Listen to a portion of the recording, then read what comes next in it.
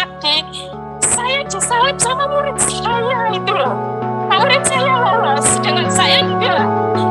Apa itu enggak beban mental buat saya? Itu loh Pak. Saya terima kasih pimpinan Bang Didi Yusuf telah memberikan waktu. Pada kesempatan sore hari ini, atas nama Ketua 1 GTKNK di Telinga Plus Indonesia, saya perlu berbagi nanti dengan tim juga yang sudah kita bagi materi, tetapi saya ingin menekankan secara umum. Tadi sudah dipanasi oleh Ketua PGRI Jawa Timur mesin RDPU sore hari ini.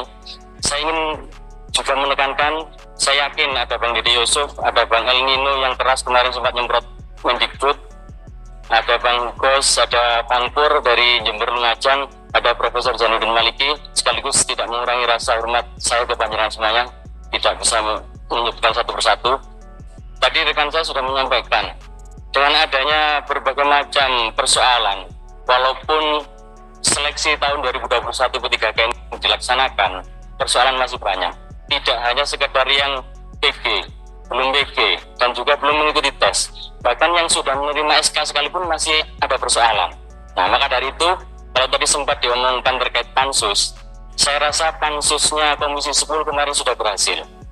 Sehingga harapan kami atas nama GTKNK 35+, pansus kali ini kami minta kembali tidak hanya dari Komisi 10, tetapi lintas komisi. Sehingga nanti bisa dari masing-masing porsi, apapun itu komisinya, mungkin yang ngelink Komisi 2, 48 ataupun 11 juga, mungkin ini yang sedikit saya tahu, sekaligus saya tidak bisa menyebutkan yang lain. Maka dari itu, beliau tadi dari PGRI Jatim, dari teman ketika ini sempat tersebut ada nyebut kata pansus, maka kami menekankan kembali, pansusnya tidak hanya dari Komisi 10, tapi lintas komisi, gabungan. Maka dari itu, saya yakin semangatnya Bang El Nino, ini kacamata sudah dilepas tadi, ini petanda ini, untuk siap memperjuangkan kami. Sekaligus Bang Pur, Profesor Zainuddin Maliki, saya yakin. Maka dari itu, lebih rinci dari GTKNK, apa saja persoalan yang sudah kami rekam, yang sudah jadikan resum. Pertama, kami beri kesempatan saudara saya dari Cirebon mewakili teman-teman yang belum PG. Mewakili Cirebon, Jawa Barat, kami persilakan Bang Komarudin, langsung saja tanpa harus dibuka kembali, ya tinggal dipaparkan. Monggo. Ya, terima kasih. Selamat teman-teman ataupun pimpinan rapat hari ini. Saya Ketua non-PG asli dari Cirebon. Ini Pak, ini intinya untuk mengenai masalah yang non-PG ini, kami ini sangat cengkatung-katung dan dikatakan nasibnya nggak jelas. Kenapa?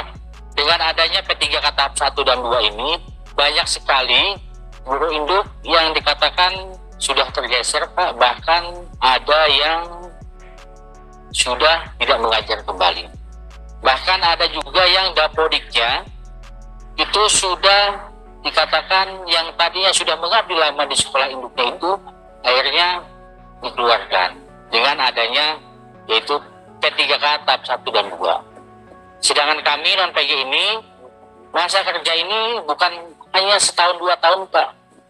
Itu ada yang 10 tahun, bahkan ada yang 22 tahun, dan sampai saat ini nasibnya tidak jelas. Kenapa? Karena ya kami tidak lulus passing grade di tahap 1 dan tahap 2. Karena teman-teman di lapangan itu khususnya non-PG, masa kerja yang begitu lama,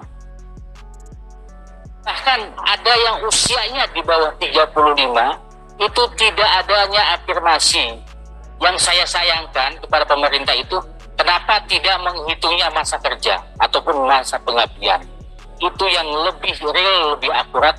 Bahkan terjadinya di lapangan, itu banyak sekali dikatakan guru yang sudah lulus di tahap 1 dan tahap 2, tetapi guru tersebut sudah tidak aktif, tetapi bisa lolos. Itu yang saya sayangkan.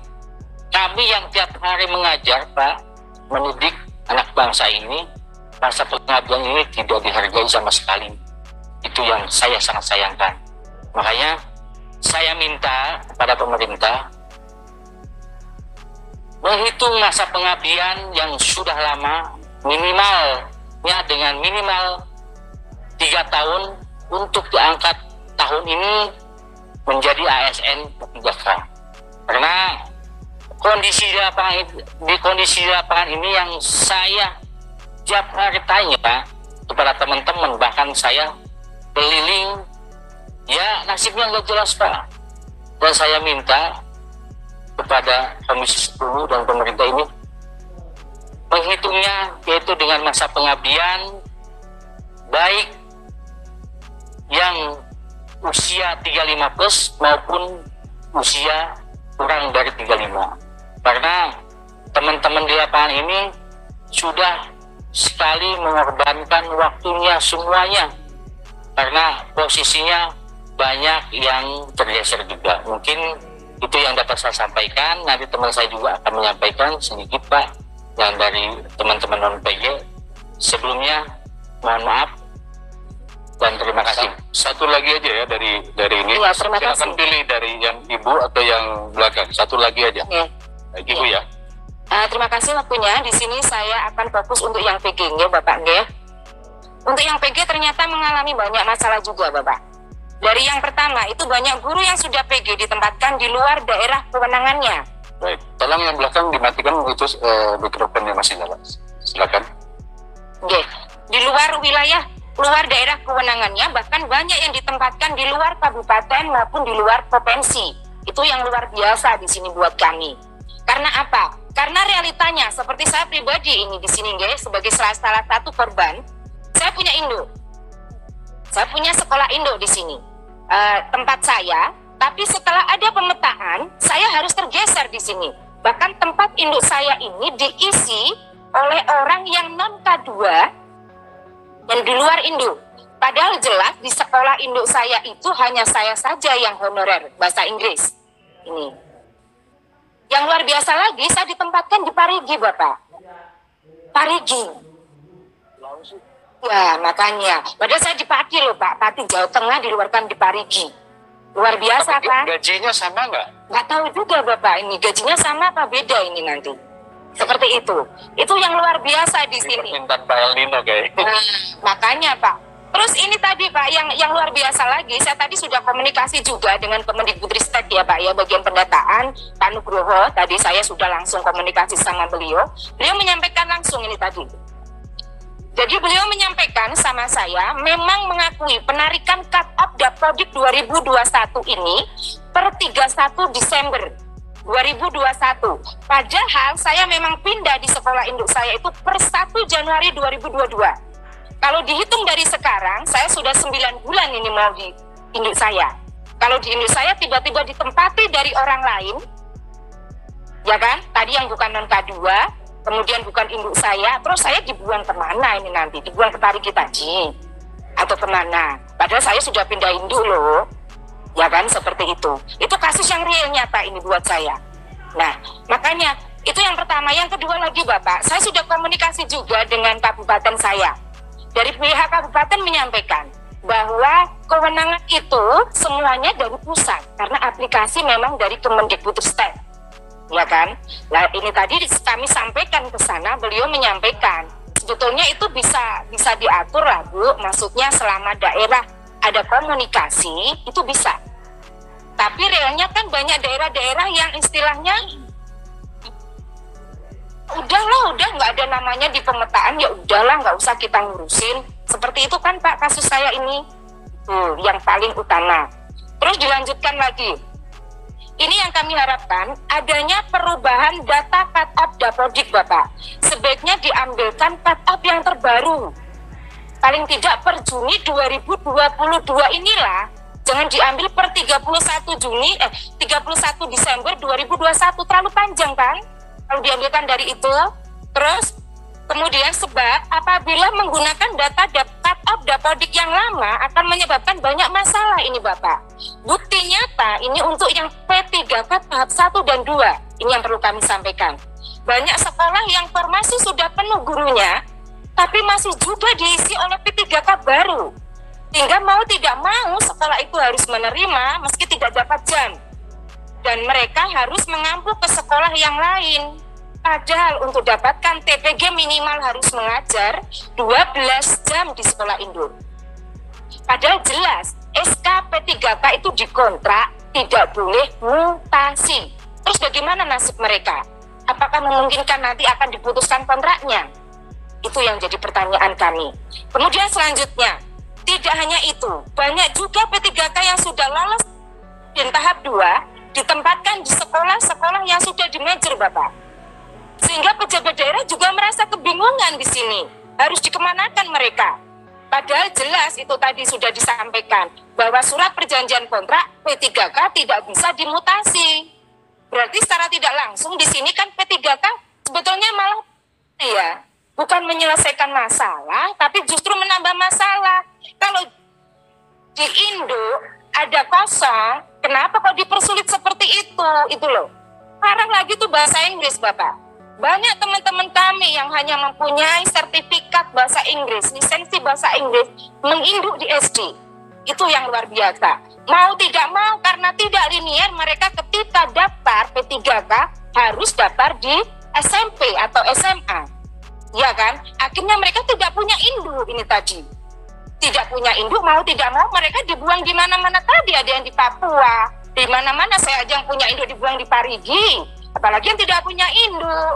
Ya apa tidak, Bapak? Nah, ini buat pemahaman sajalah. Saya cukupkan, sekian saja ya Pak ya. Terima kasih untuk waktunya. Saya mau tanyakan langsung. Boleh. Ibu paling nasional sekarang berkaitan dengan ini. Bertanya ke pendengar seperti ini gitu. Nah, ibu sendiri hidupnya di negeri atau di swasta? Di sekolah negeri, Pak. Sekolah negeri? Iya, di sekolah induk negeri saya. Nah, ibu bisa mengidentifikasi di mana letak persoalan kesalahan itu ada di mana. Nanti kalau misalnya tidak di ini, tidak, ibu kasih tahu, kasih penjelasan ke kami gitu. Iya. Identifikasi persoalan di dalamnya. Ada, Pak. Tolong disampaikan di slide saya, di slide GTK NK ada di situ. Ya saya dipatahan. Nah, kalau sudah ada itu ibu nanti dikasih ke kita biar kita udah di sini. Ada secara tertulis nanti permasalahan yang masuk secara tertulis. Siap, Bapak. Baik. Datanya semua itu soalnya. Okay. Cukup ya. Cukup nggak? Ya, terima kasih untuk waktunya, nggak, Bapak. Terakhir ya, dari Forum Guru Lolos Passing Grade. Ya,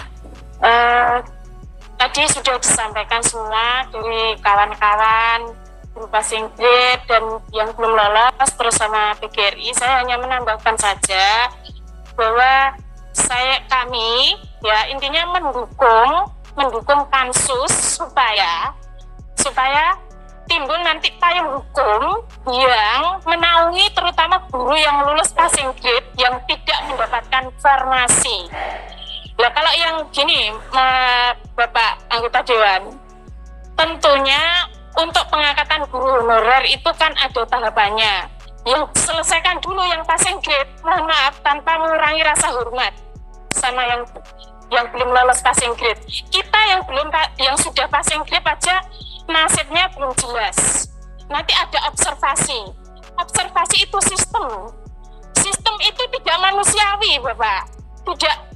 Katanya tadi Mas Dede bilang saya basicnya artis bisa jadi anggota dewan. Nah, kita ini sarjana pendidikan. Kita kompeten ya di bidang itu. Kita bisa mendidik anak bangsa ini gitu loh. Masa saya yang sudah belasan tahun mengabdi, saya disalib sama murid saya itu loh. Murid saya lolos, sedangkan saya enggak. Apa itu enggak beban mental buat saya? Gitu loh, Pak. Terus kemudian kami intinya minta kembali ke induk saja, tim daripada formasi P3K ini terjadi kesemrawutan. Kalau memang induk masih ada, dimungkinkan kita kembali induk, kembalikan saja ke induk. Percuma nanti kalau misalkan kita ditempatkan sudah tua-tua, mengorbankan keluarga. Katanya Mendikbud ingin mengangkat harkat martabat ekonomi keluarga. Tapi di sisi lain, kita mengorbankan. Jelas tidak mungkin. Itu aja Bapak, terima kasih. Itu aja. Terima kasih. Tambahan Ya. Pak, sedikit. Begini, ini kawan-kawan saya pikir udah ingin juga menyampaikan pendapat. Kita semua sudah dengar lah ya. Sudah, nanti kan ada tertulis ya. Maaf, karena kalau saya buka nanti yang belakang lagi minta lagi. Tidak apa-apa. Dari mana? Ya, sebentar ya. Karena tadi saya bilang sampai 2:30. Saya maksimalkan sampai jam 3. Tapi giliran ini kawan-kawan yang menyampaikan.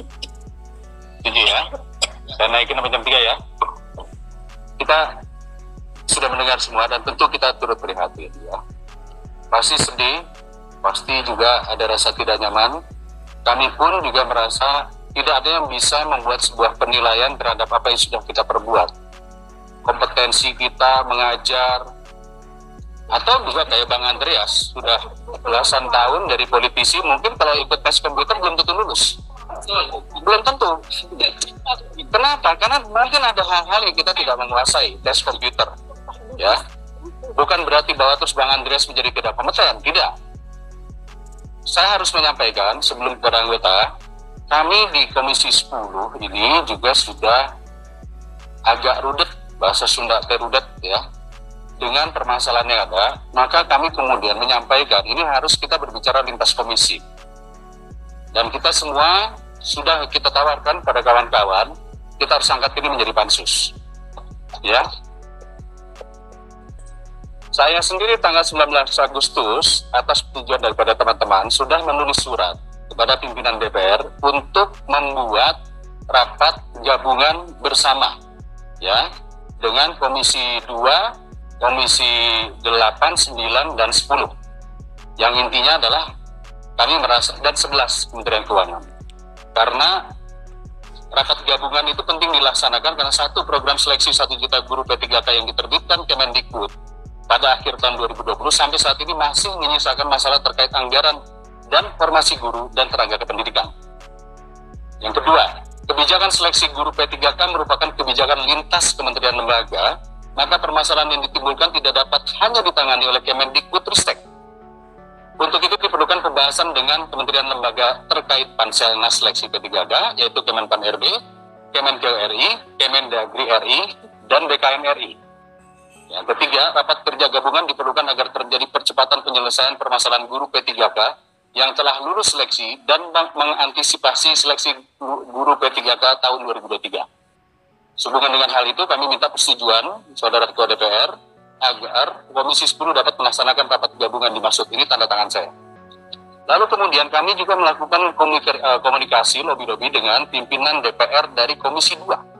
Karena Komisi 2 ini membawai Kemenpan RB, Kemendagri, termasuk juga Panselnas. Juga dengan pimpinan Komisi 9, 8 itu urusan keagamaan, ya, 9 urusan tenaga kesehatan, 4 urusan penyuluh pertanian dan sebagainya, peternakan dan lain-lain. Lalu kemudian juga nanti ada masuk lagi yang lainnya. Dan pimpinan Komisi 2 sudah menulis surat kepada kepada pimpinan DPR RI. Bersama ini kami sampaikan dengan hormat menindaklanjuti hasil pertemuan informal antara pimpinan Komisi 2 DPR RI dengan pimpinan Komisi 4, pimpinan Komisi 8, pimpinan Komisi 9, dan pimpinan Komisi 10 DPR RI yang kebetulan saya hadir. Karena ini adalah follow up dari apa yang sudah kita lakukan ya. Yang dilaksanakan tanggal 23 Agustus 2022 membicarakan permasalahan dan langkah penyelesaian tenaga honorer secara menyeluruh. Telah disepakati bahwa pimpinan Komisi 2 DPR RI bersama para pimpinan Komisi 4, 8, 9, dan 10 akan melakukan pertemuan konsultasi dengan pimpinan DPR RI. Sehubungan dengan hal tersebut, kami mohon perkenan pimpinan DPR RI untuk dapat mengagendakan pertemuan sebagaimana dimaksud. Jadi ini dikirim oleh Dr. Haji Ahmad Doli Kurnia Tanjung, Komisi 2. Nah, saat ini tentu kita masih menunggu, karena kalau pansus, itu harus yang mimpin pimpinan DPR. Karena beda lintas. Jadi apa yang disampaikan Bapak dari Ibu, memang harus kita selesaikan melalui pansus. Tapi dimulai dari kami audiensi dengan pimpinan DPR. Sampai saat ini, update terakhir yang saya dapat, kami belum dapat jadwal untuk bertemu dengan pimpinan DPR. Jadi mohon Bapak dan Ibu, semangatnya kita sama. Semangatnya kita ingin melakukan mengurai benang kusut ya dalam carut marut ini tapi tidak bisa hanya Komisi 10. Itu sebabnya apa yang Bapak Ibu sampaikan tadi akan mendorong kami untuk mempush dan lebih giat. Tapi saat ini bolanya tentu kita minta waktu pimpinan DPR untuk memimpin Laskar Gabungan. Ini pandangan dari saya. Saya persilakan kawan-kawan untuk memberikan tambahan. Pak El Nino.